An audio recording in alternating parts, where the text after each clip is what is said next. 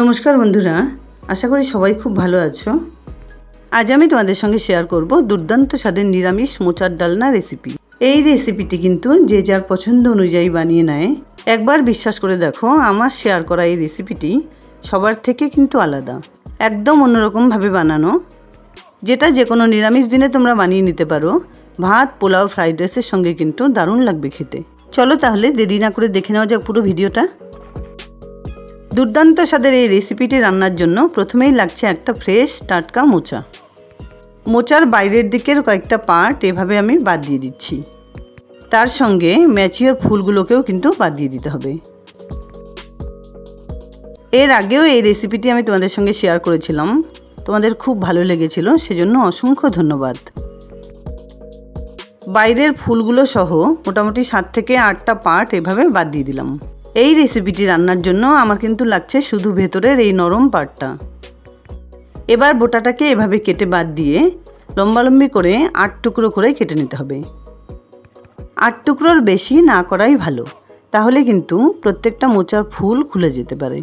একটা সাইড উঁচু থালাতে প্রত্যেকটা টুকরো ঠিক এইভাবে সাজিয়ে নিতে হবে। এবার 1 থেকে 1.5 গ্লাস পরিমাণ জল এতে মিশিয়ে দিলাম, সঙ্গে দিলাম 1/2 টিস্পুন নুন, 1/2 টিস্পুন হলুদ গুঁড়ো। মোচার কালচে দাগটা যাতে না তৈরি হয় সেজন্য মিশিয়ে দিলাম অর্ধেকটা পাতিলেবুর রস। মোচা কেটে নেবার পর হাতে কালচে দাগ হলে অল্প পরিমাণ লেবুর রস লাগিয়ে নিলে কিন্তু খুব সহজেই এই দাগটা উঠে যায়। এবার গ্যাস অন করে এই থালাটা গ্যাসের উপরে বসিয়ে দিলাম। ঢাকা দিয়ে মোটামুটি 3 থেকে 4 মিনিট এভাবে বয়েল করে নিতে হবে। বেশি সেদ্ধ করবার দরকার নেই। এবার ঢেকে এটাকে এভাবেই ঠান্ডা করে নিতে হবে। পুরোপুরি ঠান্ডা হয়ে গেলে এখানে আমি কয়েকটা টুথপিক নিয়ে নিচ্ছি।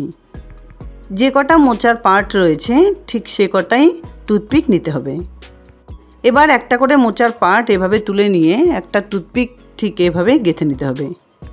টুথপিকগুলো কোনাকুনি বরাবর ঠিক এইভাবেই গেঁথে নিতে হবে, যাতে উপর থেকে ফেললেও সহজে খুলে না যায়। ঠিক একইভাবে একটু সময় নিয়ে সবকটা পার্ট রেডি করে নিতে হবে। মোচার ডালনা তো তোমরা অনেকেই অনেকভাবে রান্না করে নিয়েছো। আমার শেয়ার করা এই রেসিপিটি যদি এভাবে একবার বানিয়ে নাও, তাহলে কিন্তু মাছ মাংসের স্বাদকেও হার মানাবে। হাতের কাছে টুথপিক না পাওয়া গেলেও যে কোনো কাঠি দিয়েও কিন্তু এগুলো বানিয়ে নেওয়া যাবে। একটু সময় নিয়ে সবকটা মোচার পার্ট আমি রেডি করে নিয়েছি। এবার এখানে একটা ছোট মিক্সার গ্রাইন্ডারে 1/2 কাপ গোবিন্দভোগ চাল 10 মিনিট আগে ভিজিয়ে রেখেছিলাম, সেটা 2-3 বার ধুয়ে নিয়ে ঢেলে নিয়ে পেস্ট করে নেব। চালের সঙ্গে 2 চামচ পরিমাণ জল মিশিয়ে খুব সুন্দরভাবে পেস্টটা বানিয়ে নিয়েছি। এটাকে সাইডে রেখে একটা বাটিতে নিয়ে নিচ্ছি 1 টিস্পুন হলুদ গুঁড়ো, সঙ্গে দিচ্ছি 1 টিস্পুন জিরে গুঁড়ো, 1 টিস্পুন ধনে গুঁড়ো, ঝাল অনুযায়ী 1 টিস্পুনের থেকে একটু কম পরিমাণে লঙ্কা গুঁড়ো, আর কালারের জন্য দিয়ে দিলাম 1 টিস্পুন কাশ্মীরি লঙ্কা গুঁড়ো। এবার 1/2 কাপ পরিমাণ জল মিশিয়ে এই পেস্টটা রেডি করে নিচ্ছি। এবার একটা বড় বাটিতে সমস্ত চাল বাটাটা ঢেলে নিলাম। এর সঙ্গেই মিশিয়ে দিচ্ছি 2-3 চামচ বেসন, দিয়ে দিলাম পরিমাণ মতো নুন, সঙ্গে দিচ্ছি 1/2 টিস্পুন হলুদ গুঁড়ো।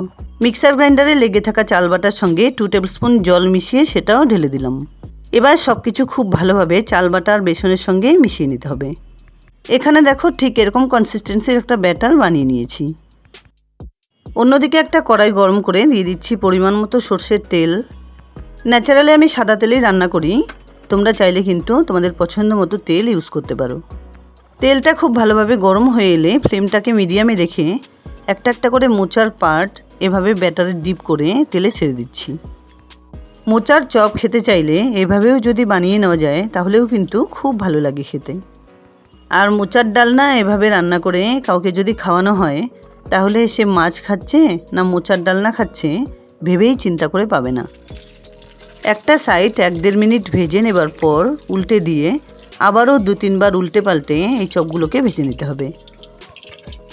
প্রথমবারের দেওয়া চপগুলো কিন্তু আমার ভেজে নেওয়া হয়ে গেছে।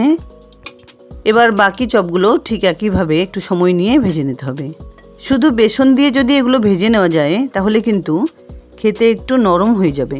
সেজন্য ভেজে নেবার আগে ব্যাটারের সঙ্গে চাল বাটা আর বেসন যদি খুব ভালোভাবে মিশিয়ে নেওয়া যায়, তাহলে কিন্তু প্রত্যেকটা চপ সুন্দরভাবে ভাজা হবে আর একটাও ভেঙে যাবে না। সবকটা মোচার পার্ট কিন্তু আমার ভেজে নেওয়া হয়ে গেছে। এবার ওই তেলেই ফোড়ন হিসেবে দিয়ে দিচ্ছি 1 টিস্পুন সাদা জিরে, একটা তেজপাতা, 2টো শুকনো লঙ্কা। ফোড়নটা একটু ফুটে এলে এখানে আমি 4টে মিডিয়াম সাইজের আলু এরকম লম্বা করে কেটে নিয়েছিলাম, সেগুলো দিয়ে হালকা করে একটু ভেজে নেব। 1-1.5 মিনিট আলুগুলোকে একটু ভেজে নেবার পর মিশিয়ে দিচ্ছি একটা বড় সাইজের টমেটো কুচি, দিয়ে দিচ্ছি 2 টেবিলস্পুন আদা বাটা। এর সঙ্গেই দিয়ে দিলাম পরিমাণ মতো নুন আর বানিয়ে রাখা মশলার পেস্টটা।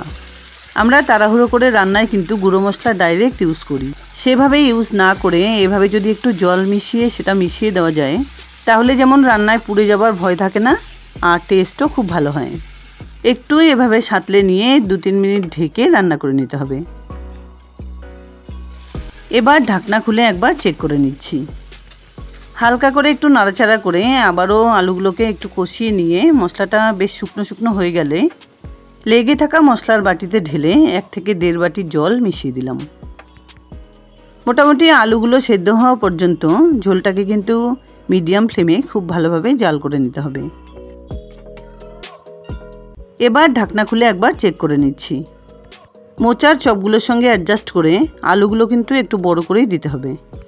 আর আমি এখানে চন্দ্রমুখী আলু ব্যবহার করেছি, যেটা কিন্তু খুব তাড়াতাড়ি সেদ্ধ হয়ে যায়। আলুগুলো সেদ্ধ হয়ে গেলে কিছুটা পরিমাণ গরম মশলা গুঁড়ো মিশিয়ে দিলাম। বড়াগুলো মিশিয়ে দেবার আগে একবার চেক করে দেখে নেব আলুগুলো ঠিকমতো সেদ্ধ হয়েছে কিনা। ঠিক নামানোর আগে আগে বড়াগুলো খুব সাবধানে এভাবে ঝোলের সঙ্গে মিশিয়ে দিতে হবে। এবার হালকা হাতে সমস্ত মোচার চপ বা বড়াগুলো ঝোলের সঙ্গে একটু এভাবে মিশিয়ে নিতে হবে। নামানোর আগে 4-5টা চেরা কাঁচা লঙ্কা ছড়িয়ে দিয়ে ঢেকে 2 মিনিট এভাবে রান্না করে নিচ্ছি। চপগুলো ঝোলের সঙ্গে মিশে গিয়ে খুব সুন্দর একটা টেক্সচার তৈরি হয়েছে। রান্নাটা কিন্তু হয়ে গেছে। এবার এটাকে নামিয়ে একটা বাটিতে সার্ভ করে নিচ্ছি।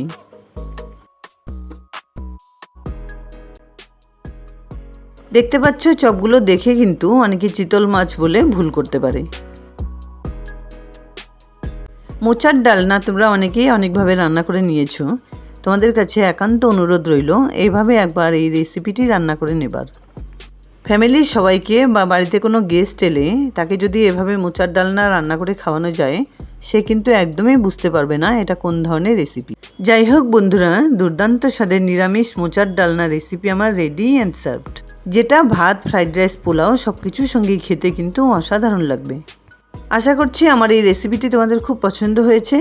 যদি এতটুকুও ভালো লেগে থাকে তাহলে প্লিজ ভিডিওটাকে একটা লাইক করো, শেয়ার করো ফ্যামিলি ফ্রেন্ডসদের সঙ্গে। আর আমার চ্যানেলে নতুন বন্ধু হয়ে থাকলে প্লিজ চ্যানেলটাকে সাবস্ক্রাইব করে পাশে থাকা বেল আইকনটা অলে করে দিও, যাতে আমার আপলোড করা সমস্ত রেসিপির নোটিফিকেশন সবার আগে তোমাদের কাছে পৌঁছে যায়। দেখা হচ্ছে নতুন কোনো রেসিপি নিয়ে। ভালো থেকো, ধন্যবাদ।